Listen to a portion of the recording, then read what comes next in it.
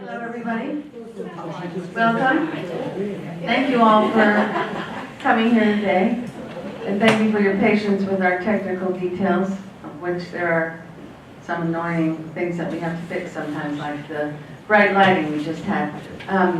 We are so happy today to have a return visit from one of our favorite pianists and people, Katherine Addleman, who has come all the way here from Ottawa to perform here at the library.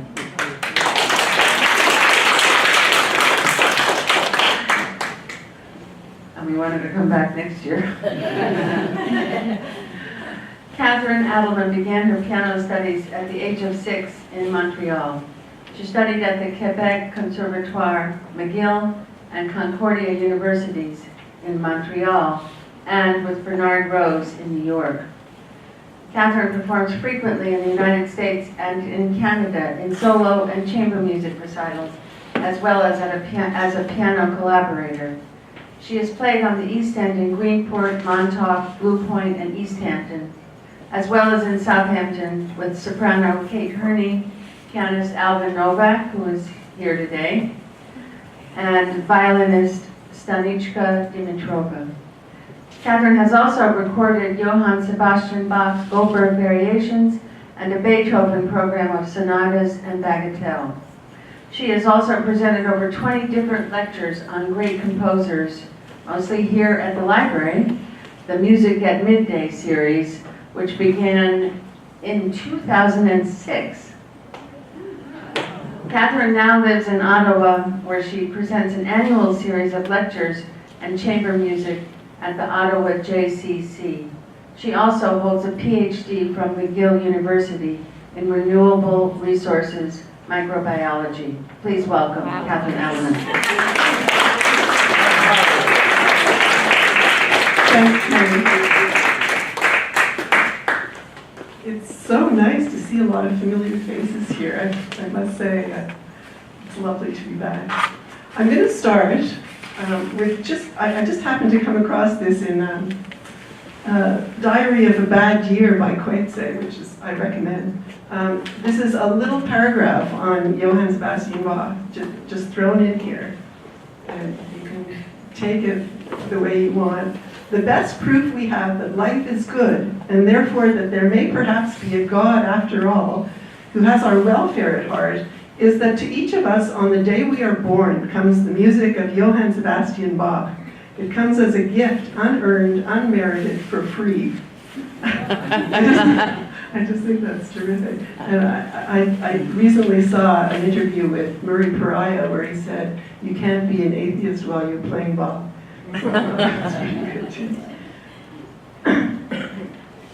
So now, more specifically to the Goldbergs, this is a quote from Ralph Kirkpatrick, a great American harpsichordist of the last century. And he wrote this about the Goldbergs. "For all their lyricism and tragic passion and exuberance, the aria and 30 variations seem of a divine substance, entirely refined and purified of anything personal or ignoble, so that in playing them one seems only the unworthy mouthpiece of a higher voice." And I have to say, I get what they're saying, but I also agree with, this is from New York pianist Jeremy Denk, who you've probably all heard, or at least heard of.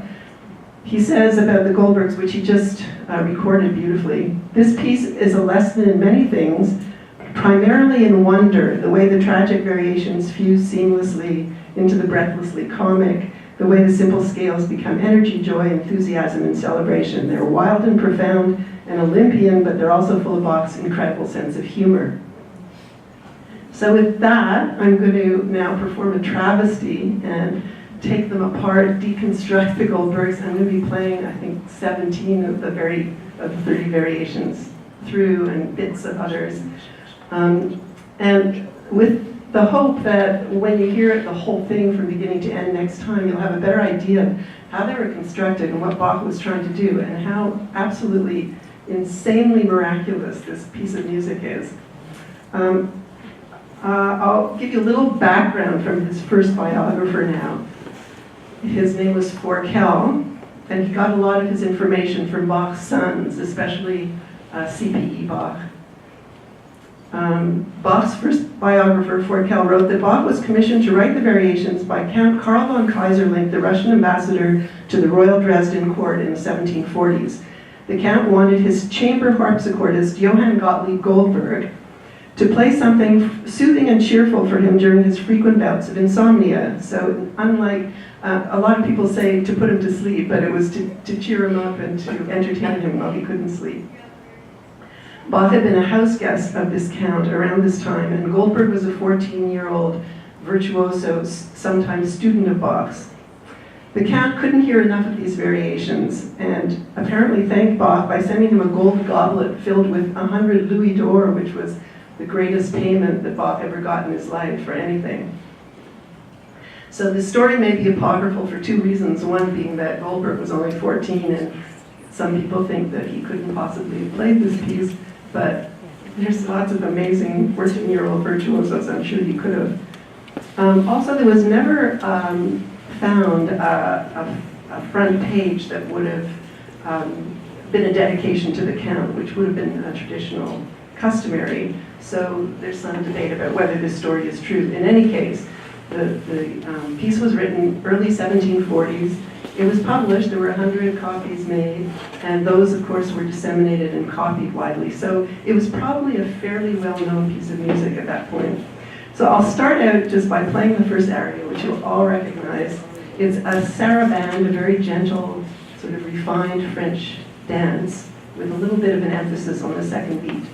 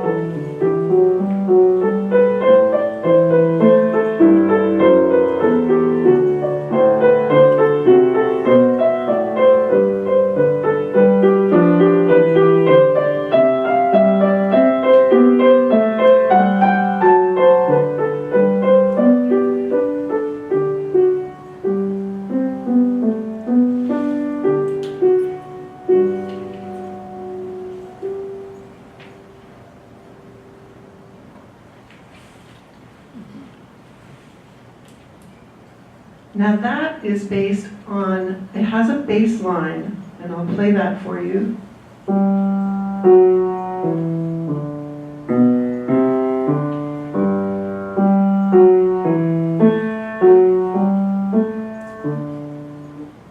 First half, second half.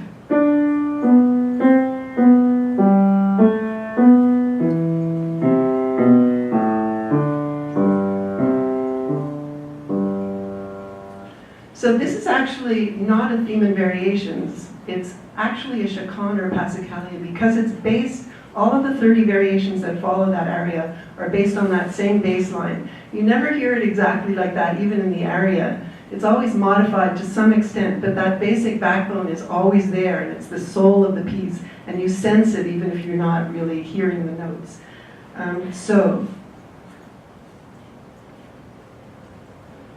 the variations, 30 of them, are grouped in threes, and they're contrasting, so it keeps things interesting all the time. There's, in each of the groups of threes, there's a variation that Kirkpatrick called character piece, which was some kind of a dance or a form that was very well known at the time. So it could have been a little fugue or a song or some, refined, stylized dance. Then there was also something that Kirkpatrick called an arabesque, which was a virtuoso piece. Those are sort of the comic relief pieces. And then the third of each group of three was a canon. So canon is a musical term for around, like row, row, row your boat, and exactly like row, row, row your boat. He wrote the two upper voices of each of these canon variations were around. To make it more complicated, he made the first canon, both voices started on the same note, but the second canon, the two voices started one note apart. Second voice was one note higher, so it's an interval of a second.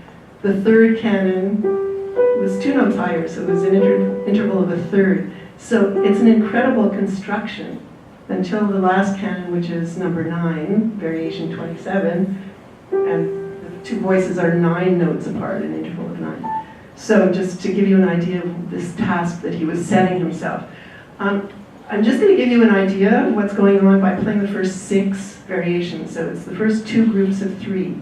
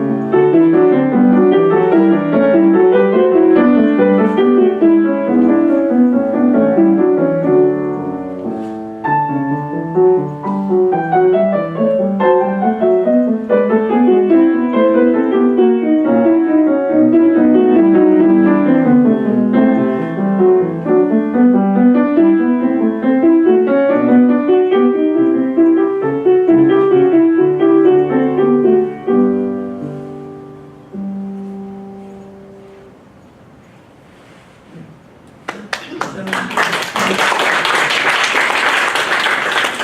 now what just happened? The first three are actually the only ones that are not in order: character piece, arabesque, and canon. That's the normal order. The first variation was actually the last one that Bach wrote, and it's a polonaise. So this is the rhythm. Oops, sorry. So that's the well-known polonaise rhythm.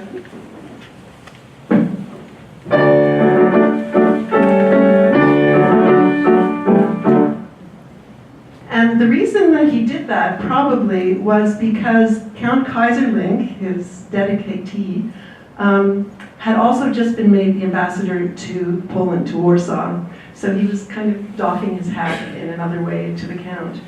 Then the second one, he reversed the order of that arabesque, and the next one is a little, I think, a little trio sonata. It's got two instruments sort of interweaving on the upper two voices, and then a little sort of bassoon or something in the lower voice, that bass line, same bass line. And then the third piece is the canon, and that was the canon at the unison. So both voices start on the same note, and it makes it the hardest to distinguish the two voices. So that's the first group of three, and then the second group of three is the normal character piece, then arabesque, and then canon, the second canon. I'm going to play you a couple of other arabesques to show you what he was doing with these also. And these were the virtuoso pieces. They were always for two manuals. It was written for a harpsichord, so of course there would be two keyboards. And you really need those two keyboards because your hands are crossing all the time. Your hands get completely tangled up together. And so it's an extra, really nasty aspect of playing it on the piano. So I'm going to play you the two worst. And you know Bach was just laughing his head off, knowing what contortions he was putting the player through. At one point, you're just like this. So I wanted you to all sit on this side. So this is variation 20.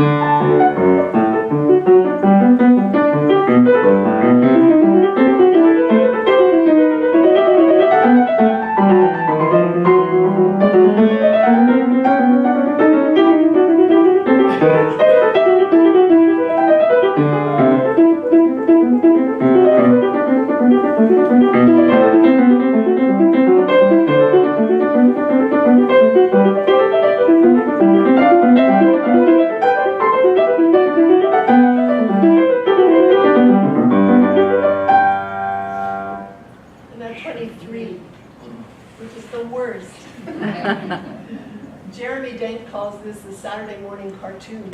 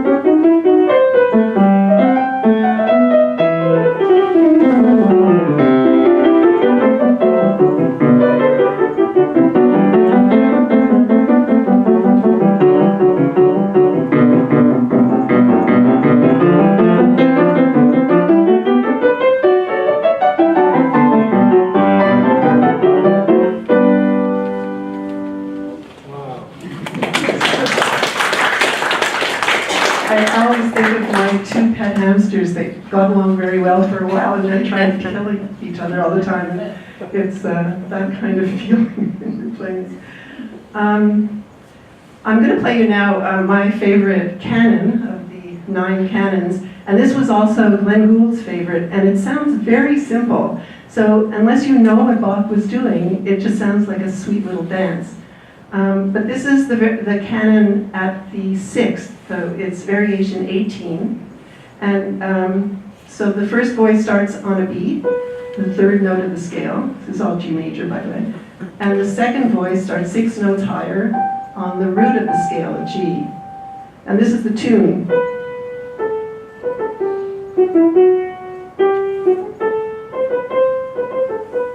So that's the first voice, row, row, row your boat. And the second voice, it starts on the G, sounds like this is exactly the same pattern, but starting on a different note.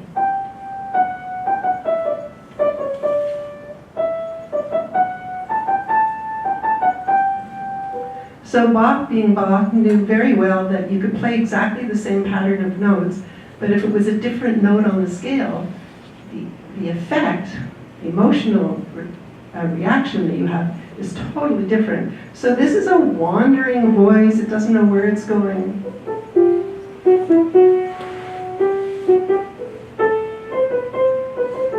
It's a question, and it's really seeking something. And the response is the answer. It's very secure and confident.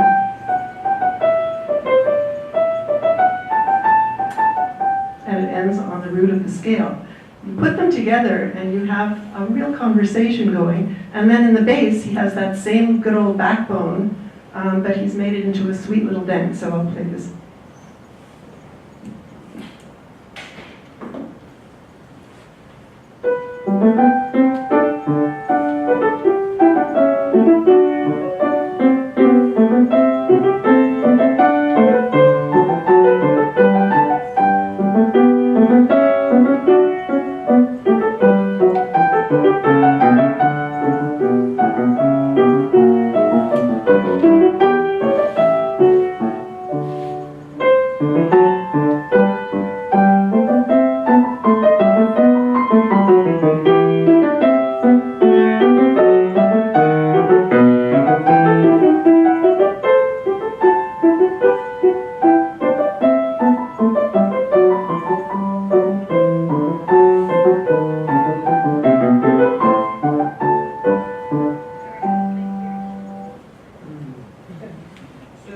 I think that's a miracle. I can't believe that anybody could write that.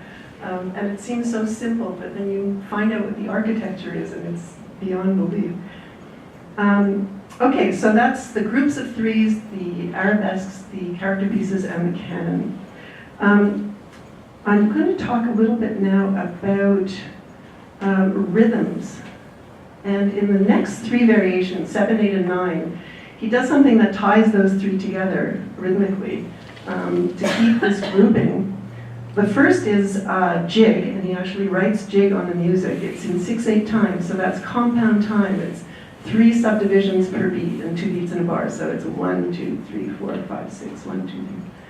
The second variation, which is variation 8, is very ambiguous. It says 3/4, but it's also very easily played in 6/8 for much of it. And I often think of it in 6/8 and going back and forth. And then the next variation, which is variation 9 of the 3rd canon, is very strictly in simple time, which is the most simple common time, 4/4. So he's going from compound time, subdivisions by 3, then an ambiguous variation, and then simple time subdivisions in 2. So I'll play these 3, and let me just show you how ambiguous that middle variation is. This is if you hear it in 6/8.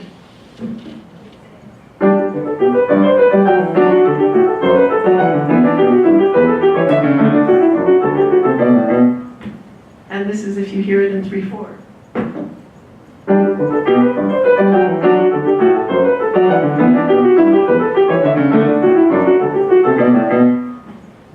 And you have a choice, really. Bach puts very few indications on here. And you hear recordings of it all over the place. Landowska did it very definitely in 6/8, those parts. A lot of people have recorded it with the repeats and done it in 6/8 the first time and then in the repeat in 3/4. So now I'll play the three variations together.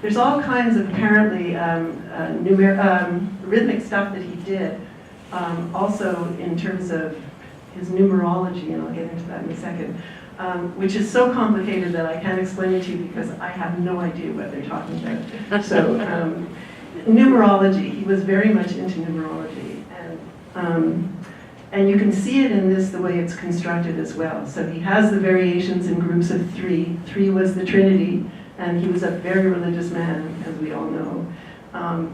And there are 9 canons, so that's 3 times 3. There are 30 variations altogether, so 3 times 10. So there's probably other patterns of 3s in there that I'm not aware of. Then the whole thing is sort of architecturally very perfect. There's 32 notes in that bass line. There are 32 bars in each one of the pieces, the aria and in each variation. There are 32 pieces of music in the whole thing, so there's 30 variations, and then the aria at the beginning and the aria at the end. So it, architecturally, it's like looking at a perfect Greek construction. And then the number 14 was very important for him. If you take the name Bach and you give each letter a numerical value based on where it is in the alphabet, so B, A, C, H, B is 2, A is 1, C is 3. The name Bach comes out with a value of 14. But if you add his initials, J.S. Bach, you get a value of 41, which is the mirror image. And he was very much into mirrors as well. There's another 14 related to Goldberg's. When he got his own fair copy of the Goldbergs from the publisher, he added 14 canons to his own copy, just tossed off another 14. And also, he was asked to submit an oil portrait of himself to the Society for Science and Music in Leipzig, very prestigious. he was inducted to, and it's one of those very famous paintings of Bach holding a little manuscript. And on his waistcoat there are 14 buttons, so you can take it as far as you want, I guess. The whole work is divided in half. So variation 15 is the end of the first half, and it's the first variation in a minor key. Jeremy Ding says there's 30 variations. 27 of them represented a desert of happiness with 3 oases of sadness. So there's 3 minor key variations. And I'm going to play you the first minor variation, which is variation 15, and it's also the 5th canon. So the 2 voices are 5 notes apart. It starts on this. That's the first voice. The second voice starts 5 notes above, but now instead of going down like the first voice did, he makes a mirror and he makes the second voice go up. And he does the whole thing, he keeps that pattern exactly in mirror through the whole piece. So that's the end of the first half, and he ends it very ambiguously like that. It just goes off into the ether and you have no idea what's coming next. And what happens is he reboots it at variation 16 with a very sort of in-your-face French overture, and all I ever see when I play it is Louis XIV walking, the procession at Versailles. So it's a real ending of the first half and beginning of the second half. So this is variation 15 and a little bit of 16.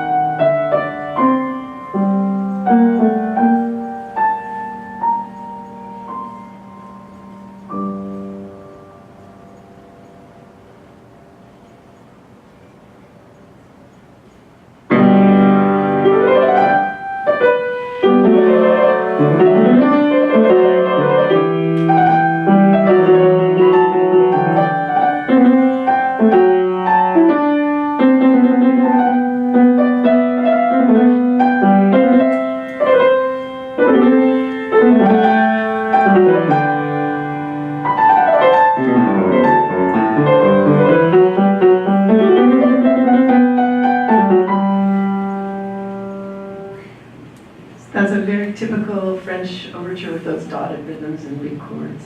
So now we've started the second half. I played you a few things from the second half already, those arabesques, which I don't know if I mentioned, it always has crossed hands. Every arabesque is this kind of thing. The Black Pearl is number 25, and this was named the Black Pearl by Wanda Landowska. She was a great harpsichordist, and the first to perform this piece 150 years after it had been written, and the first to record it.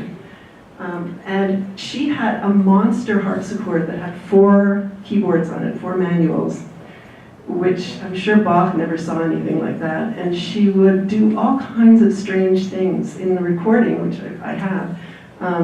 She does all kinds of strange repeats of pieces of the variations, and she puts parts in strange registers. It's very weird, and it's also extremely musical. It's a fantastic recording. But I'm going to tell a little anecdote. Rosalind Turek, who's also a great Bach performer and player, when she heard Landowska's performance of the Goldbergs, she said, "You play it your way and I'll play it Bach's way." Famous anecdote. So the Black Pearl is the sort of point of highest tension. It's the most tragic, the most dissonant. It's full of chromatics. There's a lot of chromatic scales where you're playing every single note, all the white notes and all the black notes, which was very strange in those days. And it's supposed to represent, I was told, descent into hell. So this is a really intense spiritual journey. So it's full of key changes. The left hand and the right hand sort of limp along after each other. It's a really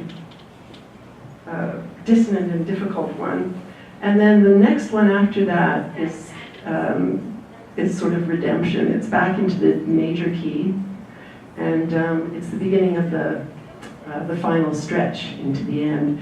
I'll play you the Black Pearl, and then number 26, the Redemption.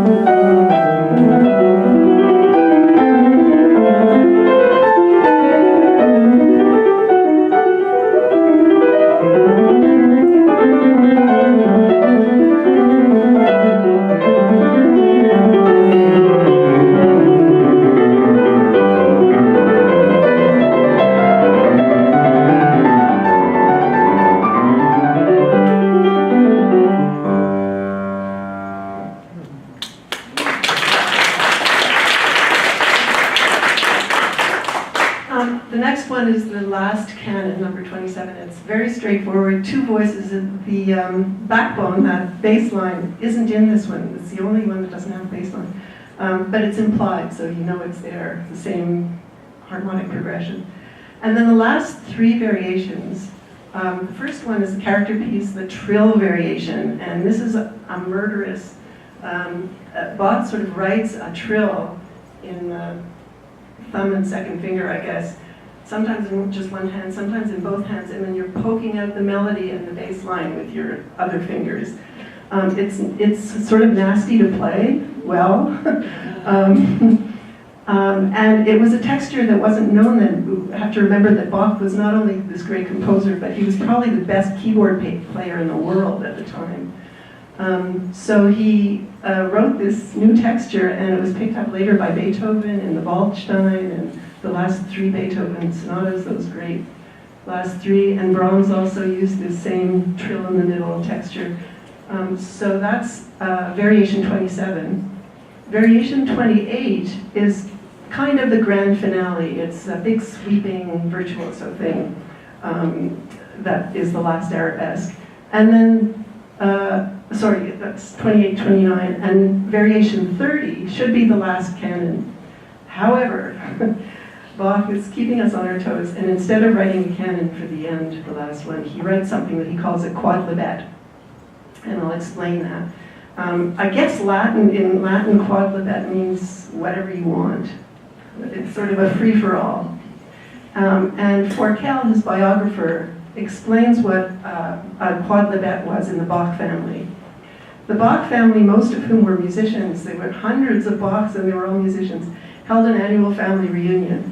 with amusements that were entirely musical. As it was a general custom to begin everything with religion, the first thing they did was to sing a chorale all together, so that was the Lutheran hymn in the service. From this pious commencement, they proceeded to drolleries, which often made a very great contrast with the chorale. For now they sang popular songs, partly comic, partly naughty and indecent, all improvised and mixed in such a way that the parts made a kind of harmony, but the words were the original words from each of these popular songs, so that the music all worked together harmonically, but the words were all different. They called this a quodlibet, and they not only laughed heartily at it themselves, but excited an equally hearty and irresistible laughter in everyone who heard it. There's another quodlibet known by Bach, and you can go to YouTube and hear it, and it's also got the text, and it was probably written by Bach for his first marriage to his cousin Maria Barbara.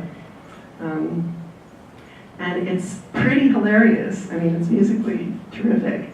But it's full of sexual innuendos, so there's everything you can imagine. So he was a lusty guy. He was not always this straight-laced character that we think about. So he's writing a quodlibet to finish off the variations. And the popular songs that he took to put in this quodlibet, the ones that are still known, recognized, one goes like this. And the words are, I've been away so long, come closer, I need a cuddle, something like that. And the second one is,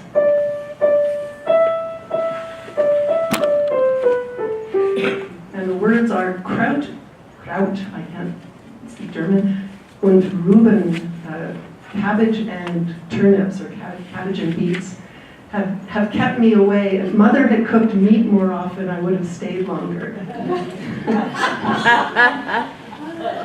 So there's probably another popular song in there, but the words aren't known and I don't know what it is.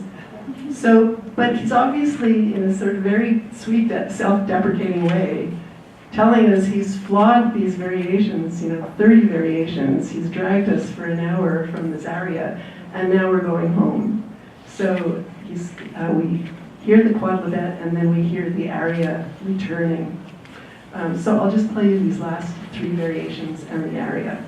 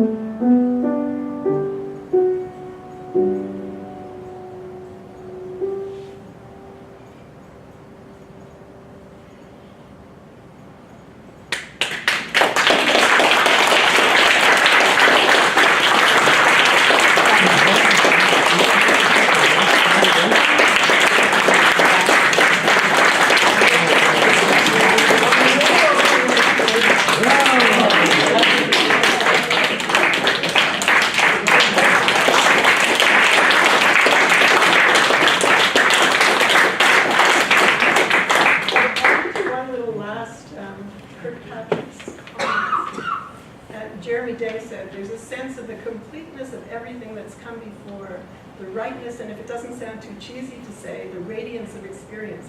It gives you that rare thing in human existence, a sense that at the end of something, it's all been worthwhile. And Kirkpatrick said, the effect of the whole is one of boundless peace in which one returns cleansed, renewed, and matured to the starting point, which seen a second time seems transfigured. You know,